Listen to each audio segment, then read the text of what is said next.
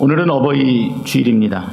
청년들이 들어올 때 보니까 꽃도 달아주고, 또 오늘은 남선교회에서 남자들이 또 이렇게 음식을 준비해서 또 여러분들을 섬기게 됩니다. 굉장히 특별한 날입니다. 그러나 우리가 어버이 주일을 통해서 우리 자신이 얼마나 부족하고 연약한 사람인가도 느끼게 되는 날이기도 합니다. 특히 고국의 부모님을 둔 이민자들에게는 그 마음이 더 무겁고 또 죄스러운 하루가 아닌가, 이런 생각을 하게 됩니다.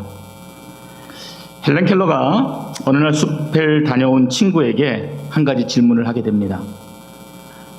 그 친구한테 만약 너가 숲에 가서 본 것이 무엇이냐 하고 질문을 하였는데, 그 친구가 대답하기를 나는 별로 본 것이 없다라고 아주 그냥 간단하게 대답을 하는 것이었습니다.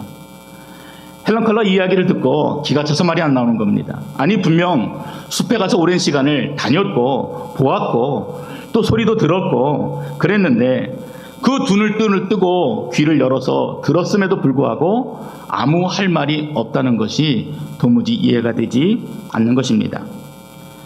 자신은 보지도 듣지도 말하지도 못하지만, 그래서 만약 자신이 3일 정도 볼 수만 있다면은 나는 이러한 것을 꼭 보겠다, 이러한 것을 꼭 듣겠다 하는 소원을 가지고 글을 적게 됩니다. 근데 이 헬렌 켈러가 쓴 글이 그 당시에 미국의 경제 대공황으로 미국 국민들이 참 어려웠을 때 참 위로와 소망이 되었다고 합니다. 글의 내용은 이런 것입니다. 만일 내가 사흘간 볼 수 있다면 첫날에는 나를 가르쳐준 설리반 선생님을 찾아가서 그분의 얼굴을 보겠습니다. 그리고 산으로 가서 아름다운 꽃과 풀과 빛나는 노을을 보고 싶습니다. 둘째 날엔 새벽에 일찍 일어나 먼동이 터오는 모습을 보고 싶습니다. 저녁에는 영롱하게 빛나는 하늘의 별을 보겠습니다. 셋째 날엔 아침 일찍 큰 길로 나가 부지런히 출근하는 사람들의 활기찬 표정을 보고 싶습니다. 점심때는 아름다운 영화를 보고, 저녁에는 화려한 네온 사인과 쇼 윈도우의 상품들을 구경하고, 저녁에 집으로 돌아와 사흘간 눈을 뜨게 해주신 하나님께 감사의 기도를 드리고 싶습니다. 헬렌 켈러가 그토록 보고자 했던 세계는 그냥 우리들에게는요, 날마다 반복되는 일상에 불과한 날들입니다. 우리는 두 눈으로 아름다운 꽃들을 보지요. 나날이 푸르러가는 실록들을 보게 됩니다. 두 귀로는 새소리도 듣고 바람소리도 듣고 빗소리도 듣습니다. 그런데도 실상 우리는 감사하지 못하고 사랑하지 못하고, 오히려 더 내게 주어지지 못한 것 때문에 원망하고 불평하고 미워하고 남을 아프게 할 때가 더 많습니다. 헬렌은 이렇게 말합니다. 내일이면 귀가 안 들릴 사람처럼 저 새들의 쥐저김을 들어보십시오. 내일이면 더 이상 냄새를 맡을 수 없는 사람처럼 저 꽃들의 향기를 맡아보십시오. 내일이면 더 이상 볼 수 없는 사람처럼 이웃들을 바라보십시오. 그리고 내일이면 더 이상 생각할 수 없는 사람처럼 오늘 내가 할 수 있는 일이 무엇인지를 생각해 보십시오. 그러면 모든 것이 기적이고 모든 것이 감사하고 모든 이가 사랑스러울 것입니다. 우리에게 주어진 삶은 단 한 번뿐인 삶입니다. 다시 반복될 수 없는 삶이에요. 그래서 우리가 가만히 찬찬히 잠깐 숨을 멈추고 주변을 돌아보면은 온통 하나님께서 주신 것들이고 또 감사할 제목밖에 없는 것들입니다. 하나님께서 여러분 마음에 그 마음을 먼저 갖기를 원하십니다. 멀리 계시던 가까이 계시던 온 마음을 다해서 부모님께 감사하시고 공경하시고 그리고 표현하시는 여러분들이 되시기 바랍니다. 이 사도행전 16장의 말씀은 사도 바울에게 있어서 그 사역이 일대 전환점이 되어졌던 아주 중요한 내용을 다루고 있습니다. 예루살렘과 아시아에서 한참 복음을 전하고 열매를 거두고 있던 그 바울의 길을 하나님께서 막으신 것입니다. 열심으로 했는데 순종하여 기쁨으로 그 길을 달려갔고 이제는 그 뿌린 씨앗에 대해서 열매를 거두고 있는데 하나님께서 그 길을 막으십니다. 그래서 어쩔 수 없이 드로아라고 하는 지역으로 내려가서 하룻밤 잠을 청하게 되는데 그 꿈에 한 가지 환상을 하나님께서 보여주십니다. 어떤 환상입니까? 여러분도 잘 아시는 것처럼 마게도니아 지역에 있는 어떤 한 사람이 자신의 꿈에 나타나서 굉장히 불쌍한 표정을 하고 무엇인가 간절한 눈빛을 가지고 제발 우리가 있는 이 마게도냐로 와서 우리를 도와달라 하는 그러한 요청의 환상을 본 것입니다. 이 마게도냐는 오늘날 우리가 사는 이 지역으로 이야기한다면 그리스 지역입니다. 그리고 현재 바울이 머문 곳에서 보면은 굉장히 멀리 떨어진 지역이에요. 결코 쉽게 갈 수 있는 그런 거리가 아닙니다. 유럽입니다. 그런데 하나님께서 그 가까운 지역들의 복음을 전하는 바울을 막으시고 오히려 더 멀리 떨어진 지역, 별로 마음이 가지 않는 지역, 별로 사모함이 없는 그 지역을 향해서 복음을 전하라 라는 말씀을 주셨던 것입니다. 바울의 마음이 갈등했겠죠. 생각했겠죠. 왜요? 지금 나에게는 아주 적합한 전도의 대상이 바로 눈앞에 있는데 저 멀리 떨어져 있는 유럽의 사람들, 나보다 왠지 더 풍요로워 보이고 많은 것을 가지고 있고 내가 복음을 전하면은 괜히 손가락질 당할 것 같은 저런 사람들에게 가서 복음을 전한다는 것이 쉽게 결정할 수 있는 일이 아니었을 것입니다. 그래서 바울이 고민하고 고민했지 않나 이런 생각을 처음에는 좀 하게 됩니다. 우리나라의 최초의 선교사로 왔던 언더우드 선교사를 여러분이 잘 아실 것입니다. 근데 이분이 본래는 한국이 아니라 인도의 복음을 전하기 위해서 열심히 트레이닝을 받았습니다. 그분은 조선이라는 나라가 어디에 있는지 알지도 못했습니다. 그런데 하나님께서 인도로 가고자 하는 그 길을 막으시고 하나님께서 새로운 지경을 보여주시는데 바로 조선이라고 하는 아주 작은 땅덩어리를 마음에 품고 간구하고 그 땅의 복음을 전하기 위해서 떠나게 된 것입니다. 리빙스턴이라는 분도 그렇습니다.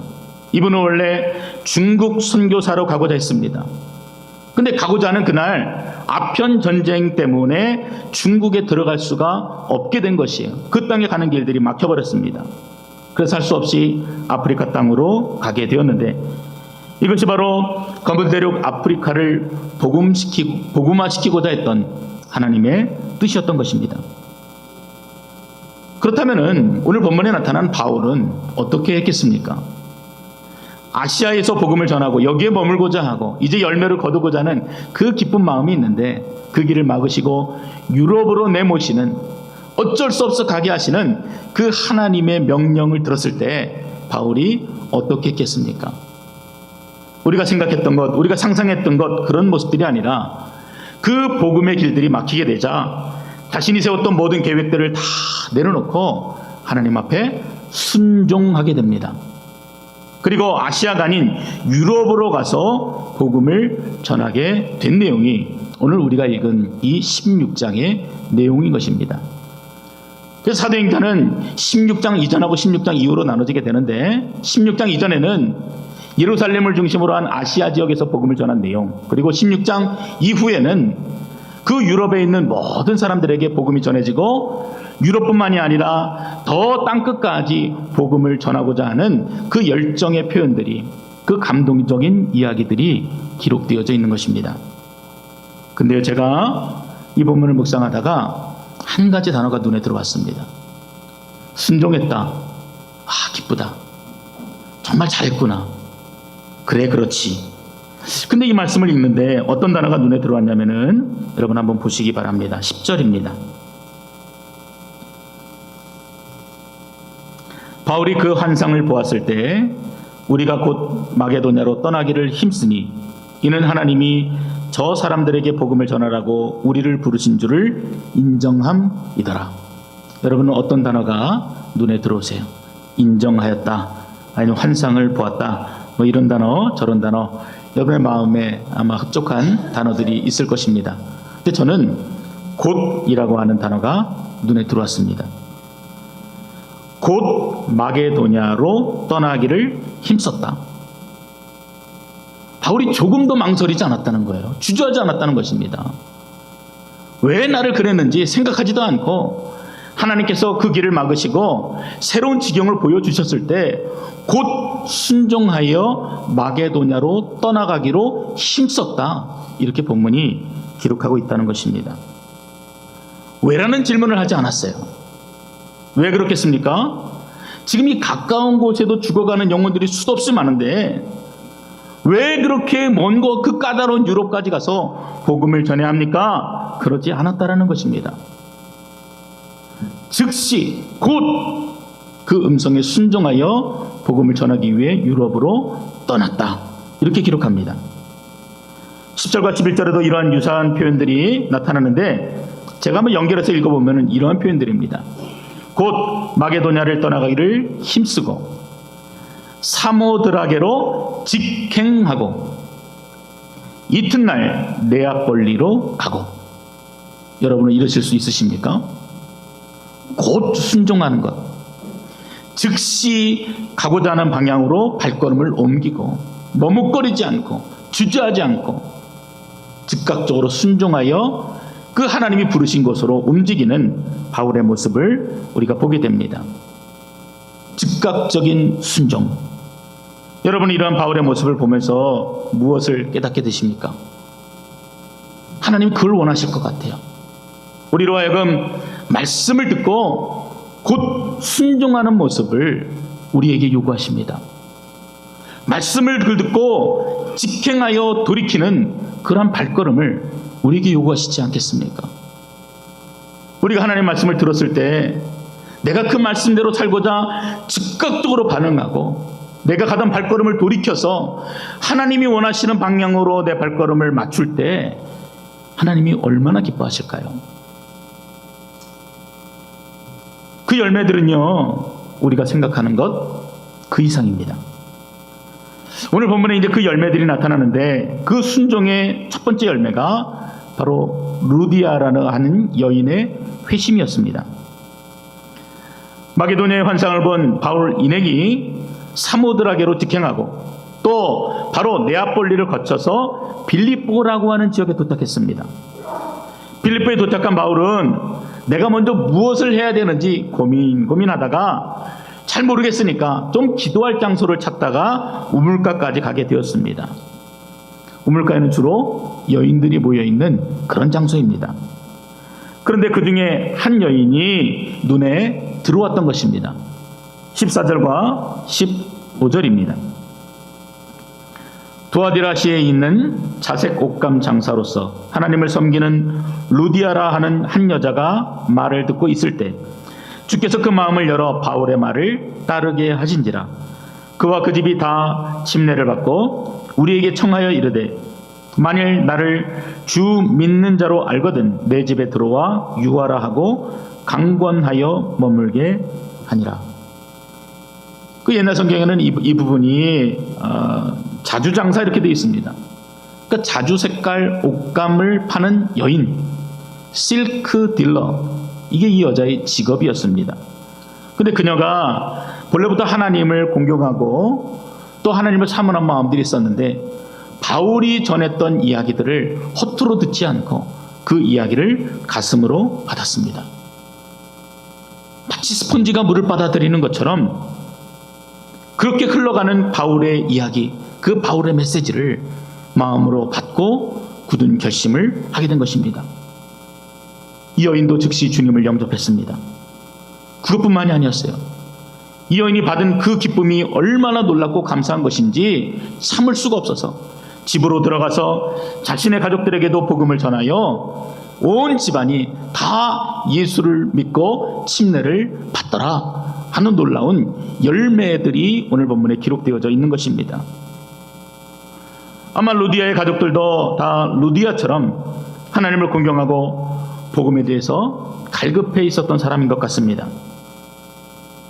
이처럼 마게도니아 첫 성인 빌립보 개척 역사는 순풍의 돛을 달듯이 그렇게 술술술 잘 풀려져 나갔습니다. 저는 이러한 열매들을 보면서 이러한 역사가, 이런 회심의 역사가 바울의 뛰어난 언변이나 바울의 능력 때문에 비롯된 것이 아니다라고 생각합니다. 가끔씩 복음을 전하게 되면은 그럴 때마다 사람이 하나님의 영광을 차지할 때가 많이 있습니다. 우리 목사님 뛰어나서, 저분은 전도의 능력이 있어, 참 대단해서, 이런 말들로 우리들이 하나님의 영광을 가로챌 때가 있습니다. 근데 오늘 본문은 그 이야기를 정확하게 선을 긋고 있죠. 하나님께서 그 여인의 마음을 열게 해 주셨다, 열어주셨다, 그래서 믿게 하셨다라는 그 원인에 대해서 분명하게 밝히고 있습니다. 하나님께서 오래도록 이 루디아라고 하는 이 여인을 예비해 두셨고, 또 하나님의 시간에, 또 정확한 장소에, 또 정확한 사람들을 통해서 복음을 듣게 하시고 그 마음을 열어서 예수를 영접하는 놀라운 은혜를 누리게 된 것입니다. 이것이 바로 순종함으로 얻어지는 놀라운 열매들이었던 것입니다. 어제 저희가 지금 이 자리에도 함께 계시는 유창우 권혜리 이 두 분의 그 결혼 예배를 하나님께 드렸습니다. 지난달에 저희 교회에 등록하셨죠. 그래서 좀 하객들이 좀 많으면 좋겠는데 또 이곳에 아시는 분도 없고 또 교인들에게도 또 오시라고 초청하기도 어려운 상황이어서 좀 마음이 좀 안타까운 마음이 있었습니다. 근데 많은 분들이 오셔서 또 함께 예배도 드리시고 또 축하도 해주시고 또 같이 교제의 시간도 갖는 너무나 귀한 시간이 있었습니다. 제가 이분들하고 결혼을 준비하면서 한 5번 정도 만났던 것 같습니다. 이전에 전혀 복음에 대해서 관심이 없던 사람이 단지 몇 번의 만남으로 복음을 받아들이고 그리고 예수를 믿기로 결정한다. 불가능한 일은 아니지만 결코 쉬운 일이 아닙니다. 결혼식 하기 전에 제가 신랑 신부를 따로 만났습니다. 먼저 신랑을 만나서 그동안 우리가 함께 나누었던 하나님에 대해서 다시 한번 이야기하고 그리고 그 주님을 당신의 주님으로 고백하기를 원하냐 하고 제가 정중하게 하나님의 자녀가 되시도록 초청했습니다. 이것은 우리의 감정도 아니고 우리의 행위도 아니고 은혜로 부르신 초청이고 그 은혜의 그 마음을 열게 될 때 우리가 상상할 수 없는 놀라운 은혜들을 누리게 된다는 것을 말씀드렸습니다. 근데 유창우 형제님이 정말 기쁜 마음으로 오늘 이 루디아 가정처럼 그리고 바울처럼 즉각적으로 순종하여 제가 예수님을 믿겠습니다 라고 고백하셨습니다. 제 마음이 얼마나 기뻤겠습니까? 결혼식을 집례하고 그리고 이렇게 하는 것들보다도 사실은 유창우 형제님이 예수님을 나의 주님으로 고백하고 믿은 사건이 저에게는 더 기뻤습니다. 어쩌면 결혼식을 하고 부부가 되는 것보다도 또 손가락에 예쁜 반지를 끼워주는 것보다도 이렇게 새롭게 시작하는 이 가정에 있어서 더 귀하고 복된 시간이 아닌가 이런 생각까지 하게 되었습니다. 그리고 나서 제가 신부를 찾아갔습니다. 지금 유창우 형제님께서 주님을 영접하셨다 이런 소식을 제가 전해 주었습니다. 권혜리 자매님도 그동안 결혼을 함께 준비하면서 여러 이야기들을 많이 나눴을 것입니다. 예수님에 대해서도 많은 이야기를 했을 것이에요. 그런데 그 자매님이 이런 이야기를 하십니다. 이렇게 빨리 그 남자분이 주님을 영접할 것이라고는 생각하지 못했다라는 것입니다. 빨라야 2, 3년 걸릴 거라고 생각했는데 이처럼 같은 믿음 안에서 가정을 이루고 시작할 수 있게 되어서 너무도 감사하다라는 그 이야기를 하셨습니다. 여러분 누가 하신 일이십니까? 전적으로 하나님께서 하신 일입니다. 우리가 얼마나 교만합니까? 마치 자신이 하나님보다 더 많이 알고 있는 것처럼 판단하고 분석합니다. 수많은 이유들로 복음을 거부합니다. 그리고 독불장군처럼 살아가는 것이 바로 인간의 본질인 것입니다. 그러나 그 교만한 자아를 꺾으시는 주님의 음성 앞에 순종하게 될 때 나의 마음과 의지는 그렇지 않더라도 지금 나를 초청하고 부르시는 하나님의 음성 앞에 우리가 엎드리고 예수 그리스도를 영접하게 될 때 감히 우리가 말로 다 표현할 수 없는 놀라운 은혜를 거둬받는 그런 기쁨의 순간을 누리게 되는 것입니다. 여러분 이것이 우리 모두에게 허락된 복인 줄 믿으시기 바랍니다. 우리 한 사람 한 사람을 그렇게 부르셨어요. 자격이 있어서 부른 것이 아니라 하나님의 은혜로 전적인 그분의 능력으로 우리를 부르시고 우리의 마음을 열게 하시고, 그래서 그분의 음성을 듣고 순종하여 내가 하나님의 자녀가 되겠다라는 놀라운 구원의 백성이 되도록 하나님이 이끄셨다라는 것입니다. 문제는 우리에게 또 하나 있습니다.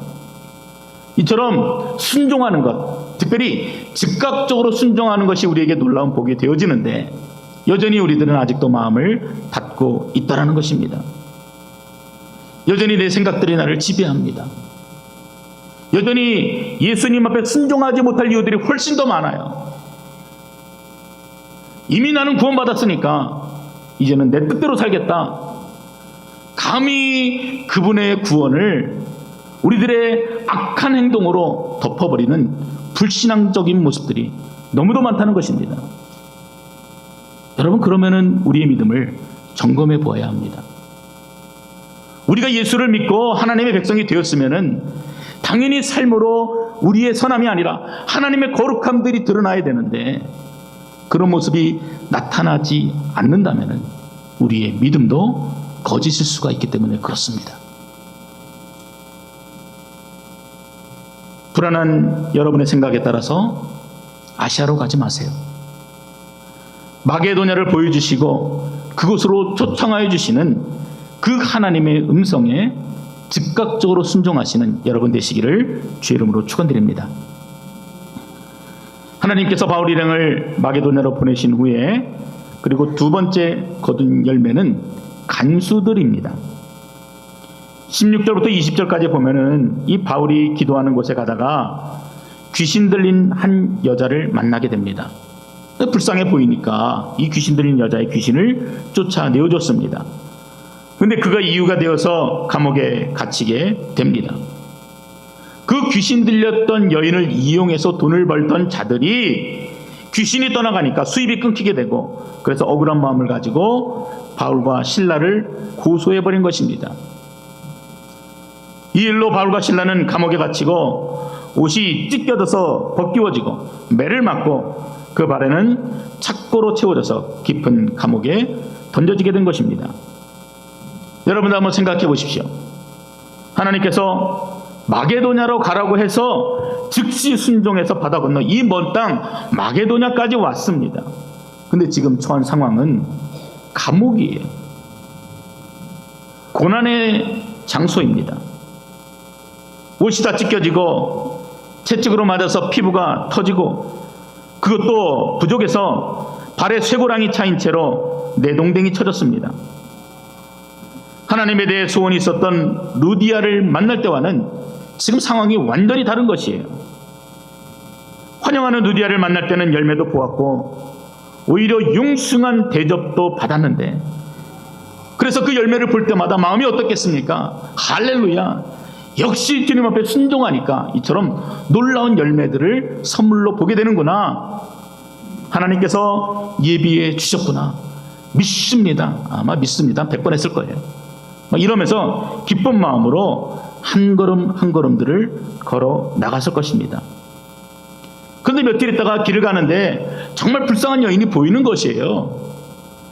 그래서 그 기쁜 마음과 감격을 가지고 이 여인에게 주 예수 그리스도의 이름으로 그 귀신 들림을 쫓아내는 놀라운 은혜를 베풀었는데, 오히려 그 일 때문에 더 고난을 당하고 순환을 당하게 된 것입니다. 아마 여러분 같으면 이럴 거겠죠. 주님, 정말 이러실 겁니까?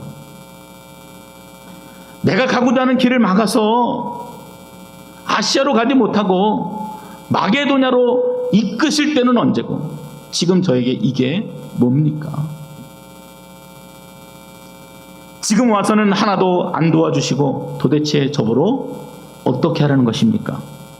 저 못하겠습니다. 기법. 하나님, 저 선교사 안 하겠습니다. 온갖 불평과 불신적인 소리와 원망하는 소리로 가득 차기가 쉬웠을 것입니다. 저도 그랬을 것 같아요. 또한 슬픔과 아픔과 절망과 두려움으로 사람이 이상하게 되었을지도 모릅니다. 그런데요, 바울과 신라는 그렇게 하지 않았다. 오늘 본문이 기록합니다. 25절에 보면은 한밤중에 바울과 신라가 기도하고 하나님을 찬송하며 죄인들이 듣더라. 당연히 불평해야 되는데, 원망해야 되는데, 오히려 바울과 신라는 기도하고 큰 소리로 하나님을 찬미하였다는 것입니다. 아마도 어떤 분은 이 사람 이상한 거 아니야? 어떻게 그 상황에서 찬송이 나와? 죽어가는데, 아픈데, 힘든데 어떻게 기도가 나와? 어떻게 예배를 드려? 이렇게 하실 수가 있습니다. 그리고 실제로 그런 상황들을 종종 만나는 것이 우리의 현실입니다. 여러분이 실제로 이러한 상황에 처해 있다라고 생각해 보십시오. 기도가 나오겠습니까? 예배가 드려지겠습니까? 하나님 앞에 찬송이 흘러나오세요?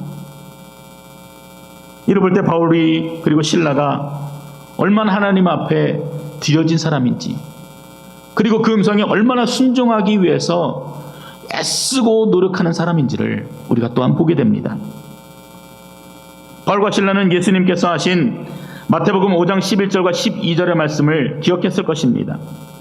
나를 인하여 너희를 욕하고 핍박하고 거짓으로 너희를 거스려 모든 악한 말을 할 때에는 너희에게 복이 있나니 기뻐하고 즐거워하라.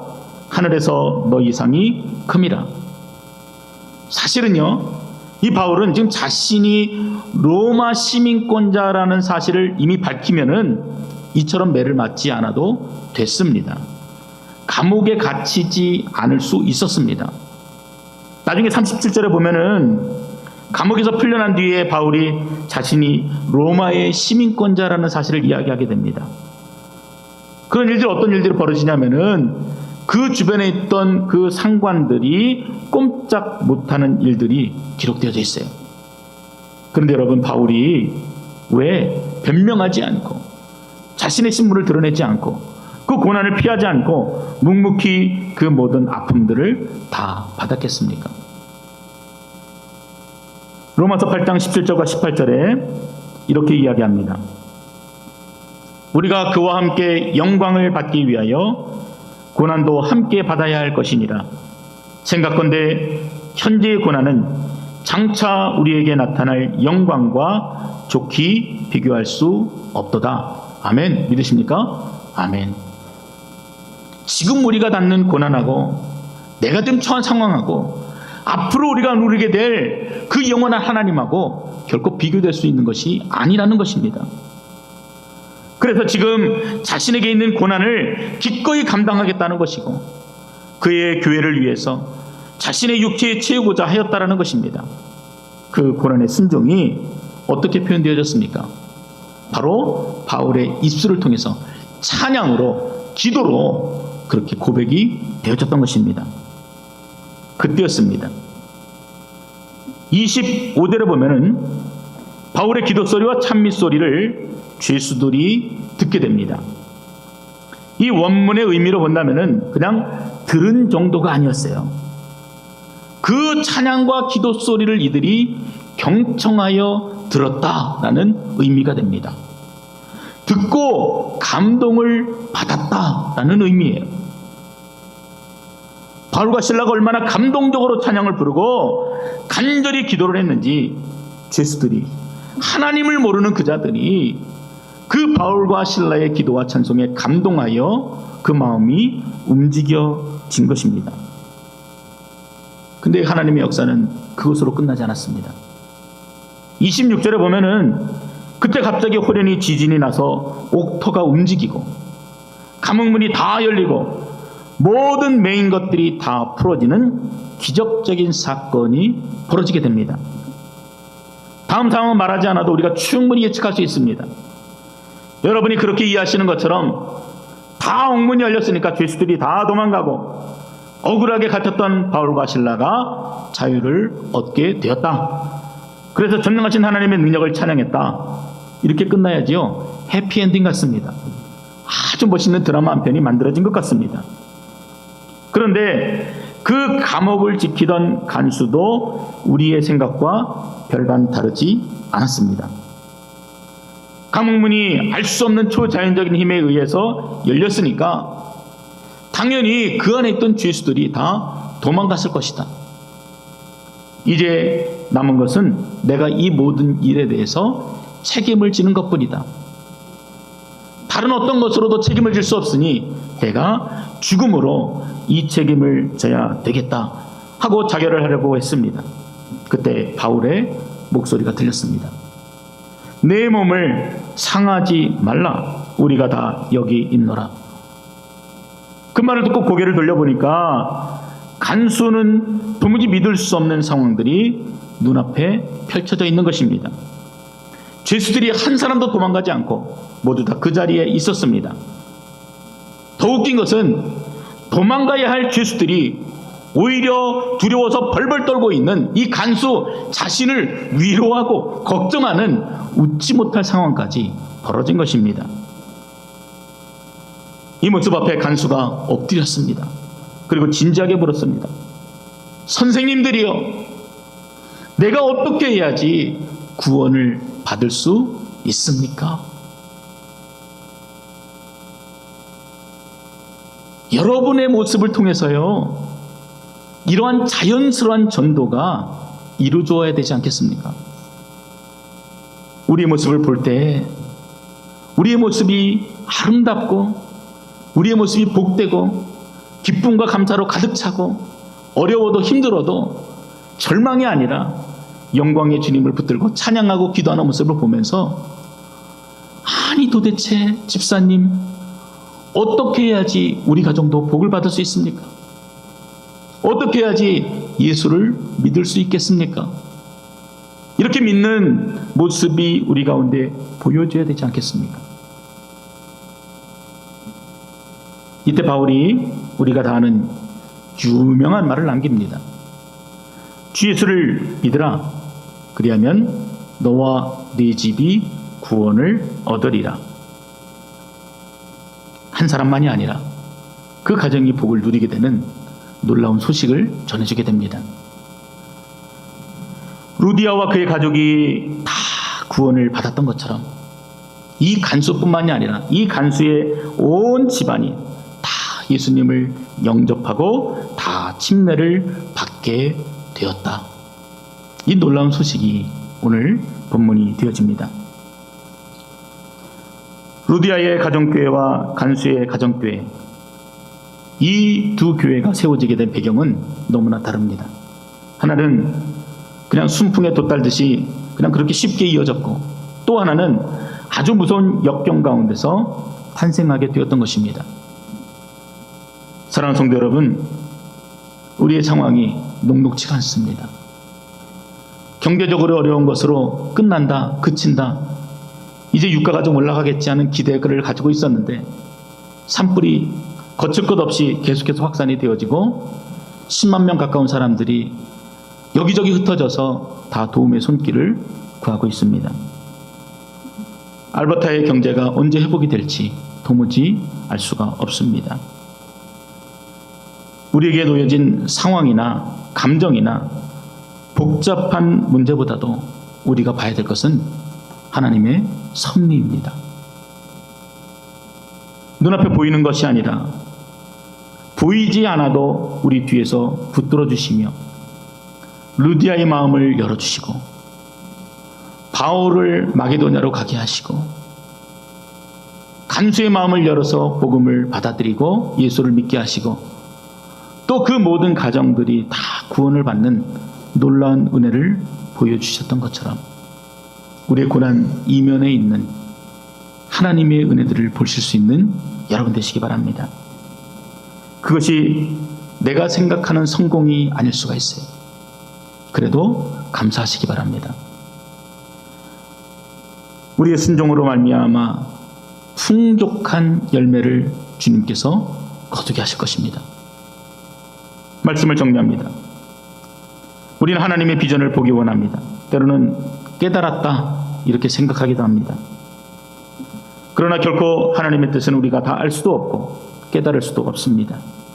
그저 우리는 그때그때 들려주시는 음성 가운데 순종하며 단지 그냥 한 걸음 한 걸음 10걸음도 아니에요. 그냥 눈앞에 보여져 있는 그 문들을 걸어 나갈 때 조금씩 하나님의 뜻과 하나님의 섭리들을 발견하며 깨닫게 되는 것입니다. 결과도 그렇습니다. 어떤 경우에는 그래서 그때 하나님이 내 길을 막으셨구나. 나를 힘들게 하셨구나. 나를 이 먼 땅 캐나다까지 오게 하셨구나. 이렇게 이해가 되어지는 것도 있지만 많은 경우에는 그 이유조차 알지도 못하고 시간이 흘러가 버립니다. 어떨 때는 다음 세대에 그 뜻들이 드러나기도 합니다. 때로는 이해할 수 없는 상황이 닥치더라도 하나님을 향한 절대적인 신뢰를 잃어버리지 마시기 바랍니다. 지금 이 순간도 가장 선하고 가장 좋은 길로 인도하시는 하나님의 계획에 여러분의 인생을 맡기시기 바랍니다. 순간순간 들려주시는 그 음성들에 순종하시기 바랍니다. 즉각적으로 순종하세요. 즉시 순종하세요. 역경의 때를 통해서 그 뜻을 이루시는 하나님의 능력을 보실 수 있고 또 그 열매를 거두시는 저와 여러분 되시기를 주의 이름으로 축원드립니다.